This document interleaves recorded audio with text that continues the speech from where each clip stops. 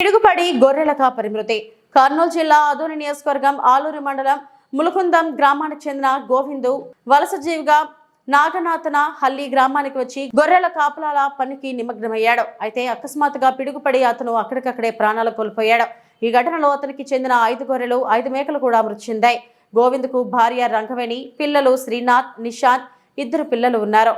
ఆ కుటుంబం ఒకే ఒక్క జీవనాధారం కోల్పోయింది. కుటుంబాన్ని పోషిస్తూ వచ్చిన గోవింద్ మరణంతో వారి జీవితం అంధకారంలోకి వెళ్ళింది. గ్రామస్తులు ఘటనా స్థలానికి చేరుకొని కుటుంబాన్ని ఓదార్చారు.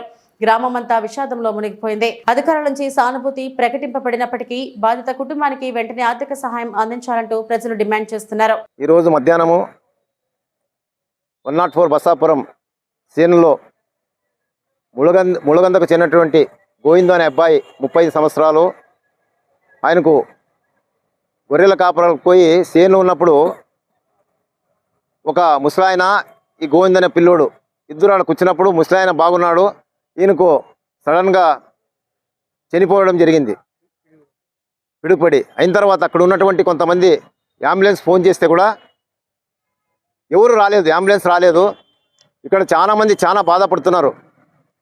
అక్కడ బసాపురంలో ఉన్నటువంటి ఒక రైతు సోదరుడు మానవత్వ దృష్టిలో పెట్టుకుని ట్రాక్టర్ తీసుకుని ఆ గోవింద అనే పిల్లవాడిని తీసుకొచ్చి అడ్మిట్ చేయడం జరిగింది. నేను ఒకటే డిమాండ్ చేస్తున్నా, అంబులెన్స్ వాళ్ళు ఎందుకున్నారు?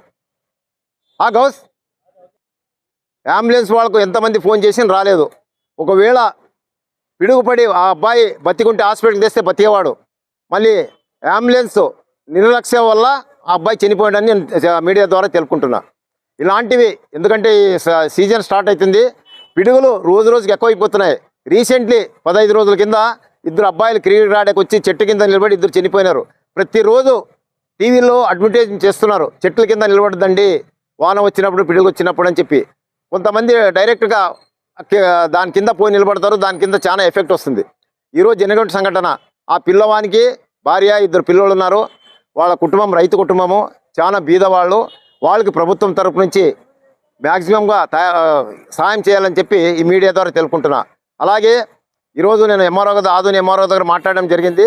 ఆయన కూడా ములుగుందంటే ఆస్పరికి వస్తుంది, ఆస్పరి కాదు చనిపోయింది బసాపురం 104 బసాపురంలో.